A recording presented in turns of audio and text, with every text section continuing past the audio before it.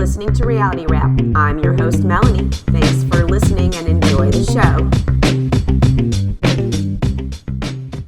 Ubah, got some questions wanting to know how Oliver feels about you being on the show. He's very kind and very supportive. He's and backstage. He loves the girls. He's backstage. Backstage, yes. We will not see him. I mean, we won't see him on the show, right? I talk about him a lot. Yes. At his feet. Okay. A lot. Well, there you have it. Ubah's boyfriend Oliver is not going to be on the show. Andy confirms this. She doesn't really answer the question. She just says she talks about him a lot, which is where I'm having the problem, because she does. We're only 3 episodes in and she is talking about him a lot, which is totally understandable. That's her boyfriend. But we have never met him. It's kind of hard to be interested in her relationship with him since we don't ever get to see him or the dynamics of how they interact with each other. He sounds like he's a really great guy. She always talks about how great he is, but we don't know him. He wasn't even willing to come on to Watch What Happens Live and sit in the audience. He was sitting in the back room. So I think at some point Ubah's going to have to make a decision if she's going to stay with this guy, whether or not she's going to stay on this show, because it's going to get harder and harder for her to kind of keep the two separate. Jenna is also not sharing her relationship on camera. We've never met Cass. She's married to her now, or at least she alluded to that on Watch What Happens Live. But in her defense, she also really doesn't talk about Cass very much. I think maybe a couple of times she's brought her up. Other than that, she doesn't talk about her. She focuses more on her relationship with her son, and we get to meet her son. So this actually seems to be working with Jenna because she isn't making Cass her storyline, whereas Ubah really is making her personal storyline all about her relationship with Oliver. We've heard her talk about him in the first 2 episodes. In this episode, she's talking about how she's feeling like the relationship is moving too fast. He wants her to move in with him and has a room all set up all ready for her to paint. And so she's feeling stressed out that it's moving too fast. Again, at some point, she's going to have to choose if she decides to move in with him and eventually marry him, whether or not she wants to be on this show. I love Ubah, and I think she has a really great dynamic on this show, and I really like her friendships on this show, so she fits in really well with the show. I just think she needs to tone down the talk about Oliver. And maybe instead of making Oliver her personal story, focus on something else, like her modeling career or something along those lines that we can actually see and watch her film. What do you guys think? Do you think it's okay that she keeps talking about her boyfriend that we've never met on screen? Does it bother you? Does it not bother you? Let me know. All right, let's go ahead and get into the recap. So today I'm going to be recapping last night's episode of The Real Housewives of New York, season 15, episode 3. This episode starts out, the ladies are on their way to Erin's Hampton house, or Sag Harbor house. Erin is on the phone with Abe, and she tells him not to call her because she is going to be drunk for 3 days. Also, did anyone clock how much food she had out on the counter? I was like, oh, Erin, and in fact, she says it later on. She's like, I'm not going to give these girls anything to bitch about. I was like, those spreads look amazing. So kudos to you, Erin, for stepping up your food game. These bitches are hungry, especially Sai, as we all know. Sai and Ubah are driving up together. Sai is complaining on how hot Ubah has the car, that she doesn't want to smell because she's not wearing deodorant. I'm like, wow, we're 3 episodes in and we've had 2 ladies so far not wearing deodorant. I don't know what's going on this franchise that these women choose not to wear deodorant, but maybe, at least when you're filming, put some on. Ubah tells Sai that she is feeling stressed because she's feeling rushed in her relationship with Oliver. I guess Oliver's asked her to move into his place and he has a room all ready for her. It's her very own. She can paint it so she can feel at home. She tells Sai that she's very grateful for Oliver and she loves his feet, especially the way they smell. So it sounds like Ubah might have a little bit of a foot fetish. She says she likes to massage them and smell them. Yeah, can't say I'm a fan of men's feet.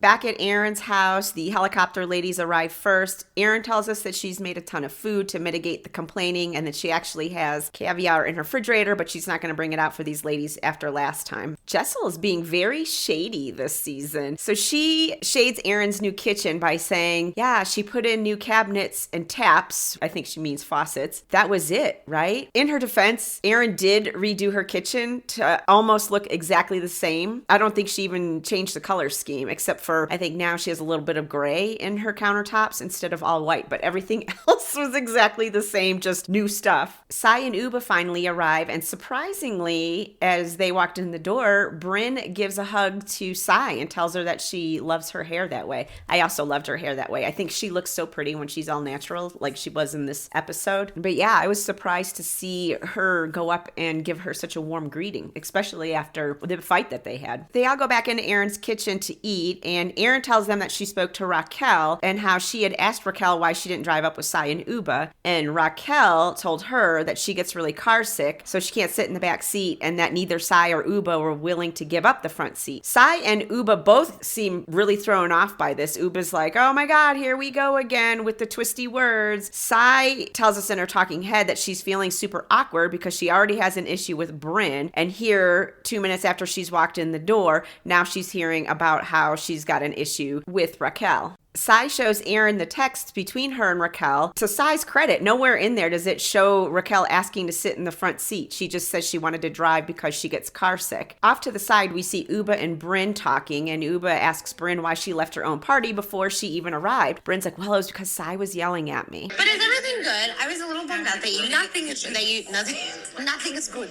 So it's been tough 3 months. I'm sorry. No. By the way, I was really upset when I found out you left. I know, Jessel told me. Yeah, but you're screaming at me. I know, but you should have stayed. It's your party. But I want to make up with her. I don't want to fight with Sarah. I love her, but I don't want to be evil, right? Please. Can you avoid that? He wants that. You're sure. I know it was kind of hard to hear in that clip, but she does ask Ubah to broker a conversation between her and Sai. So this is where I was like, well, wait a minute, Brynn. Later on in the episode, you call Ubah Sai's spokesperson. Yet here, you're asking her to get involved. So really, she can't get that mad at her for being too involved when she was the one who initially asked her to get involved. That being said, I do think Ubah takes it a little too far. Raquel arrives. You guys, I don't know why I keep wanting to call her Jacqueline. I keep calling her Jacqueline while I'm recording this and having to go back and re-record with her correct name. I don't know why. Anyway, Sai asks her why she didn't drive up with them. And she's like, well, I told you I get car sick in the back. And Sai's like, well, why didn't you ask to sit in the front? And Raquel tells her, well, I did say something about wanting to drive. And then you said I should take a Dramamine. So the whole thing sounds like a miscommunication. She never actually came out and asked to sit in the front seat, and they didn't tell her that they weren't willing to give up the seat. I think Erin just interpreted it that way when Raquel told her that, and then she relayed that to Sai. Ubah gets Sai and Brynn to sit down and talk. Brynn tells Sai that she just wants to be friends and she wants to do this quickly, and she apologizes for all the ways that she hurt Sai. Sai tells her, well, I appreciate your apology, but I feel like you're brushing my feelings aside because you haven't heard my side of the story. She asks Brynn what her intentions were when she told Jenna that Sai hates her. At this point, Brynn calls Jenna into the room. Sai repeats the story to Jenna. When we were at Brynn's party, you told me that Brynn said, I hated you. And Jenna actually backtracks this and says, I didn't say that. And she's like, you did. And she's like, no, I didn't imply it was her. And then we see a clip. Thank you, Bravo editors. Not even Jenna fucking Lyons is exempt from the Bravo editors replaying a clip of something she did. Anyway, in the clip, we see her nodding towards Brynn, saying this one right here, when Sai asked her, who told you that I hated you? Jenna starts tap dancing around saying, well, there was a number of people that told me that you were talking about me. I don't specifically remember saying Brynn told her. This doesn't make a whole lot of sense that she says she doesn't remember saying that, because we saw in the previous episode, they went to lunch and they actually talked about this, and Jenna said, don't get mad at Brynn for telling me. She wasn't the only one. A lot of people told me. So now she's backpedaling and saying that she doesn't remember saying that. Sai tells us in her talking head that she's just going to let it go, that Jenna doesn't remember saying this. Bitch! Listen, what can you do with an old lady who can't remember anything? What am I gonna do? Beat her up until she remembers something? I just gotta let it go. So, I'm not the problem. You are the problem, Brynn. You are the problem. I can't believe Sai called Jenna an old lady in her talking head, you know that shit's going to come back to haunt her at the reunion. They are absolutely going to call her out for calling Jenna an old lady. Brynn starts explaining how Jenna was telling her about how multiple people had told her that Sai was talking about her. And while she's explaining this, Sai talks over her and adds in, yeah, and you were one of them. And this pisses Brynn off because she feels like Sai is glossing over the fact that she was talking about Jenna in the first place. Instead, she feels like Sai is focusing more on the fact that she went to Jenna and told Jenna, although she explains it that she didn't. She just added in, yeah, she told me that too. So I understand where Brynn is coming from. Sai actually did talk smack about Jenna to multiple people, including Brynn. But at the same time, she did turn around and tell Jenna, yeah, she told me that as well. I don't know that that's that big of a deal, but obviously we've seen this before between Sai and Brynn last year when Sai had confided in Brynn about Ubah's secret boyfriend, and then Brynn turned around and blabbed it to everybody. Honestly, I don't know why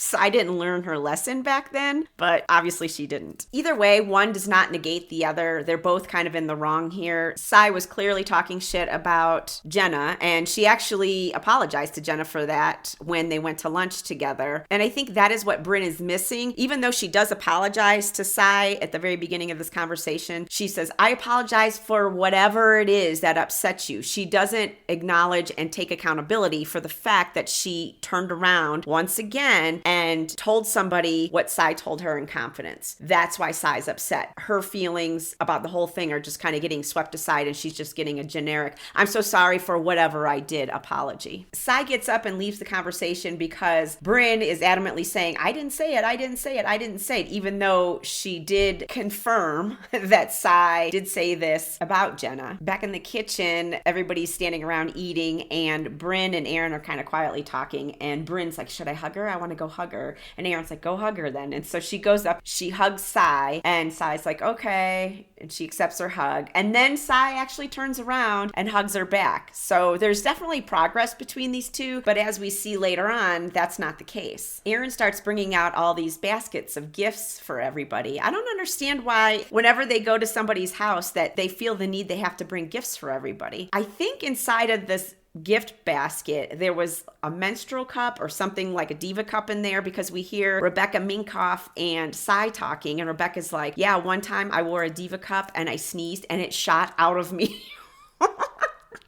And Sai was like, oh my God, did it look like a murder scene? Could you imagine? Jenna also brought gifts for everybody, so she brings hers out, and it's lingerie again. I'm kind of curious if it's from the same lady that gave her the lingerie last year that she handed out. She tells Jessel that she brought her a special gift because she felt bad about telling Jessel last year that she was wearing too many labels, and then we see the flashback of that. And so Jessel opens it up, and it's a Christmas tree costume. I was like, okay, that was pretty good. Because if you recall last year, and I think they actually showed it, when Jessel put on her lingerie that Jenna gave to her, she was like, oh my God, I look like a Christmas tree. So this year, Jenna actually gave her a Christmas tree costume. They all go upstairs to get ready to go to dinner. And when they come down, some of these women definitely are dressed like they are going out anywhere but Sag Harbor. Jessel is literally wearing underwear with like a see-through skirt over it. They arrive to the restaurant, and Brynn is asking Raquel questions on her being an art curator, and we get the backstory of how she was a model in the 90s and then she became an artist, but back then people didn't want art from an artist of color, so she started putting together her own art collection, and other people and galleries would borrow this collection that she started putting together, and then they started asking her to put together a collection for them, and that's how she became an art curator. Her background story is so cool. They start asking her how she met Mel, and somebody asks how Mel proposed to her, and so she tells them that they went on a motorcycle ride with a group of people, and they pulled over to take a photo, and that is when Mel proposed to her. She starts showing everybody the ring that Mel purchased for her. It is very large and very unique, and it has all kinds of diamonds on it. It's very her, and it suits her perfectly. In her talking head, Jessel says something that's so incredibly rude. If Papa gave me that, I would be like, did you get this out of a Kinder Egg? I would think it was a hoax. I'm sorry, but that was so rude. And this isn't the only time this episode that she was snarky in her talking head. First, she kind of made fun of Erin's kitchen by saying, yeah, I think she got some new cabinets and new taps. That was it, right? And now she's basically saying that Raquel's ring came from a kid's toy. I don't know what's going on with Jessel this season. Maybe I didn't realize she was like this last season. I don't know. I really liked her last season. And now this season, I feel like she's kind of different. Like maybe the fame is getting to her a little more than it should. I don't know. I don't know why she's coming off so badly this season, but she definitely is. Brynn now turns her attention over to Rebecca Minkoff and tells her that it's time for her to share. And her story isn't even remotely as fascinating as Raquel's. She tells us she was born in San Diego, moved to Florida, and then got out of Florida as fast as she could and moved to New York. She does tell us this story about how she was supposed to move in with a boyfriend of hers, and on the day she was supposed to move in with him, he did break up with her, so she had to go back to her old roommates and tell the roommate that she wanted her room back. The roommate tells her, of course, no, we already gave it to Brad, who turns out to be the guy who took her room and her virginity when she was 16. And then she goes into this whole story about how when she was 16 years old, her parents told her that if she stayed off of drugs, that they would put her on birth control, I guess, as an incentive to not do drugs. It seems a little odd to me. It's like, here, don't do drugs, but go have sex. I don't know. Her parents are weird. And everyone at the table is like, yeah, that's super weird. I would never have my daughter go on birth control as an incentive to keep her off of drugs. Maybe encourage her not to do drugs and not to have sex with boys. I don't know. That's just a thought, right? They head back to Erin's house and they're all getting ready for bed. Jessel, Erin, and Ubah are down in the kitchen, and Ubah asks Jessel and Erin what they think about Sai and Brynn, if they're going to be okay. And Erin answers, yeah, I think they're going to be fine. And Ubah's like, yeah, well, Sai said something again about feeling like she wasn't being heard and that her feelings were just being dismissed, which kind of surprised me that she even said anything to Ubah, because it seemed like they had moved forward when they were in the kitchen and they were hugging each other. But I guess not. I guess Sai is still feeling upset that Brynn isn't acknowledging her feelings. Ubah tells Erin and Jessel that she feels like she can't open up to the other ladies in the group because they're all carrier pigeons.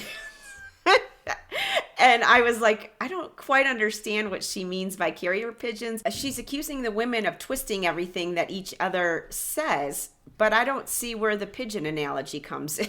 And it makes no sense to me, but everybody else seems to think it makes sense, so maybe it's just me. I don't know. Brynn comes into the kitchen and asks them what they're talking about. And they're like, you. And they ask her how she feels about making up with Sai. And she's like, I feel like we're in a really good place and everything's okay. But then Ubah tells her, yeah, no, she said, you're twisting things and are manipulative. I mean, who's the pigeon at this point? I feel like it's Ubah.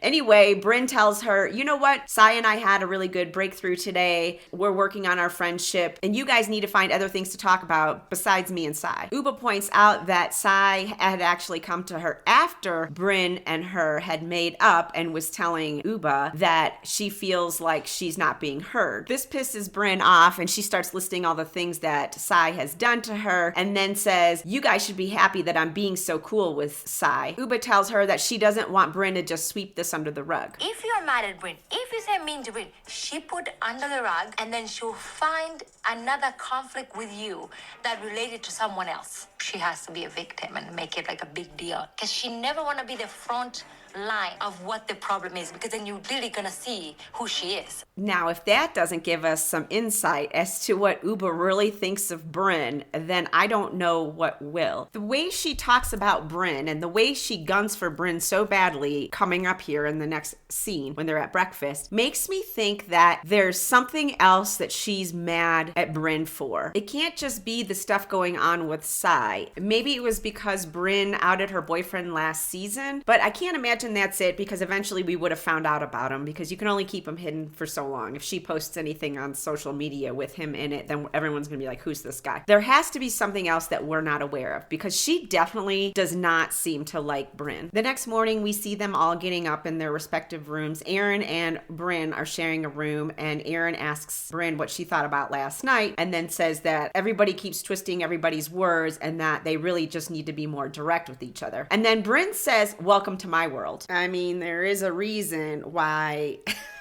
you're involved in everybody's drama, Brynn. It's because you're constantly stirring the pot. That's the world you live in. Ubah and Sai are laying in bed, and Ubah's telling her what happened the night before and how she feels like everybody in this group, not Sai, but everybody else twists her words. And Sai brings up, speaking of twisted, why did Erin bring up about Raquel not driving up with us and saying that we told her she had to sit in the back seat? I hope this doesn't become a thing. I honestly thought that we weren't going to hear anything more about that once Raquel and Sai spoke, but now it sounds like this might get brought up again. They all go downstairs to eat breakfast, except for Sai. I think Sai's actually still getting ready. They start talking about their cars. Brynn asks Jenna if she thinks the new Bentley's going to break down. And Jenna says, I don't know. I only travel with Erin. That way, if my car breaks down, she can get me an Uber or something along those lines. It was cute. For some reason, Ubah decides to bring up Sai again. And she says, I think this is why Sai's not here. And Jenna's like, oh, why? Is she upset? And she's like, she doesn't want to be a pawn. Yeah. Who's using her as a pawn? Like, everything she says get twisted. And yesterday, we were told that you said that we didn't let you drive first. But she thought you were going to drive your car. Yeah, no, I know that's what she thought. Well, I'm telling you, in this group, there's a lot of miscommunicated. Maybe it's because people are using spokespeople and not talking for themselves. She can't talk to her? Shut the up. There you go. There's definitely underlying emotions here. Ubah doesn't trust Brynn, largely due to Mr. CT. What we're seeing is kind of the remnants of that all bubbling to the surface right now. I was actually the person who was supposed to drive here, so I was included in this. When she was delivered the message, it was both Sai and I. The only reason I spoke to Brynn the way I did, she was condescending towards me. When you're condescending, I will meet you with disrespectful also. What's interesting here is Brynn implies that Ubah is Sai's spokesperson, when at the beginning of this episode, we saw Brynn ask Ubah to set up a conversation between her and Sai so they can make up. So she also used Ubah as a spokesperson. So I don't know what exactly she's getting at here, because she did the same thing. And Ubah was 100% in the right when she brought up the whole Raquel driving up alone because she didn't want to sit in the back seat, because she was also implicated when Erin said to Sai, you and Ubah wouldn't let her have the front seat. She wasn't being a spokesperson for Sai. She was bringing it up because it involved her. Sai finally comes down and she asks what's going on. And so Ubah starts explaining exactly what's going on. And in the process, she's getting heated. And Brynn starts going at her and calling her trashy and that she doesn't have conversations like this, which spins her up even more. I don't exist in worlds where it's like, you, You know, like it's you know what? You are worse. You are a snake. Nobody sees you coming. Wait, guys, no. No, it's true. And all of you guys think this, but you don't want to say anything. Hold on. Let's watch our language, though. Let's be respectful. No, don't tell me what to do. You can't. Pineapple. That pineapple, that's for sure. I'm telling you, there is something else going on behind the scenes with Brynn. She has done something because Ubah does not like her. It is very clear. And I think it goes way beyond the twisting of the words thing or Brynn bringing up her hidden boyfriend last season. There's something else. And she also implies that the other girls also think that Brynn is a snake. So these guys must talk about stuff off camera that we're not privy to. And I wish Sai did not say pineapple, because I think Ubah probably would have spilled more beans than she was supposed to, and that's exactly why Sai said pineapple and shut her down. Apparently, that's her safe word. So everybody gets up from the table to go get ready for the day. Erin takes Ubah to the side and sits down, and she tells Ubah that she thinks she's taking the Sai stuff a little bit too close to the heart, and she says, no, I'm not. Erin tells her that she's worried there's going to be a big blow up, and she doesn't know how much more Brynn can take before she blows. And Ubah says, good luck. Blow up, pigeon. Next week, it looks like we get more of the same between Ubah and Brynn, where Ubah is kind of yelling at Brynn again, and then Brynn actually starts to break down in tears and says that she wants to leave. I'm telling you, don't ever get on Ubah's bad side, because she will put her foot on your neck and she will not let up. And that is all I have for you guys this week for the Real Housewives of New York. I will be back later on either Thursday or Friday with my Real Housewives of Salt Lake City recap. So until then, have a good week. Bye.